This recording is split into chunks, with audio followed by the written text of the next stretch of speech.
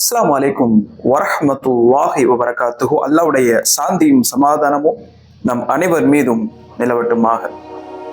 ஒரு மனுஷனுக்கு வர்ற இந்த நோயும் சுகையினமும் அது வருகின்ற போது அவனுடைய பார்வை எப்படி இருக்கும்? பொதுவாக நம்முடைய பார்வை எப்படி இருக்கும்?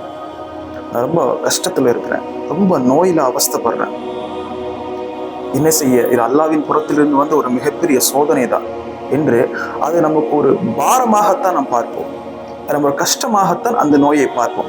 யாராவது தனக்கு வருகின்ற ஒரு காய்ச்சலோ ஒரு சுகையினமோ ஒரு நிரந்தர ஒரு நோயோ அதை வைத்து அல்ஹம்துலில்லாஹ் அல்லாஹ் இதை எனக்கு அருளாக வைத்திருக்கின்றான் என்று யாராவது கூறுவோமா? யாரும் கூற மாட்டோம். பாருங்க, ஒரு அழகான ஒரு வரலாற்று செய்தி. நபிகள் நாயகம் ஸல்லல்லாஹு அலைஹி வஸல்லம் அவரிடத்தில் ஒரு பெண்மணி வந்து தன்னிடத்தில் இருக்கின்ற ஒரு நிரந்தர ஒரு நோயை வைத்து முறைப்பாடு வைக்கின்றாள்.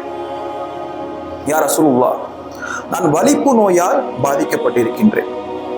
இந்த வலிப்பு நோயை என்னை விட்டு நீங்குவதற்காக அல்லாஹ்விடத்திலே நீங்கள் பிரார்த்தனை செய்யுங்கள். பாருங்க, நபிகள் நாயகம் ஸல்லல்லாஹு அலைஹி வஸல்லம் அவருடைய பிரார்த்தனை என்பது சாதாரண பிரார்த்தனை இல்லை, நம்மை போன்ற பிரார்த்தனை இல்லை. பிரார்த்தனை செய்தால் அல்லாஹ் கண்டிப்பாக கபூல் செய்வான். ஆனா ரசூலுல்லாஹ் ரெண்டு ஆப்ஷனை கொடுக்குறாங்க.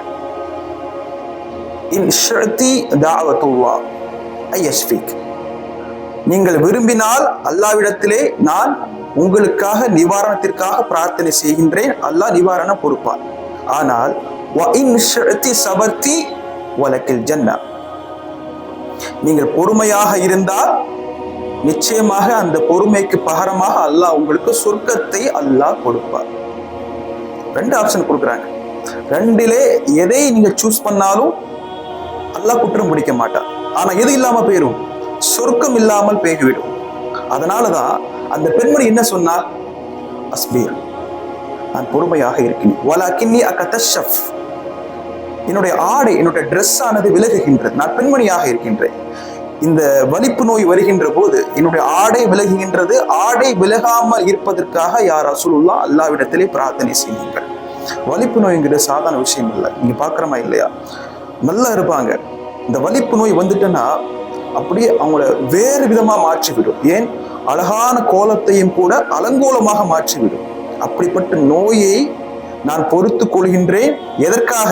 சொர்க்கத்திற்காக பொறுத்து கொள்கின்றேன் என்று சொன்னார்கள் என்பதை இந்த வரலாற்று செய்தி மூலமாக நாம் பார்க்க முடியும். அல்ஹம்துலில்லாஹ், நமக்கு எந்த சின்னஞ்சிறு நோய் வந்தாலும் பெரிய நோய் வந்தாலும் அல்லாஹ்விடத்தில் அது ஒரு அருளாக பார்த்து பொறுமையை காப்போம்.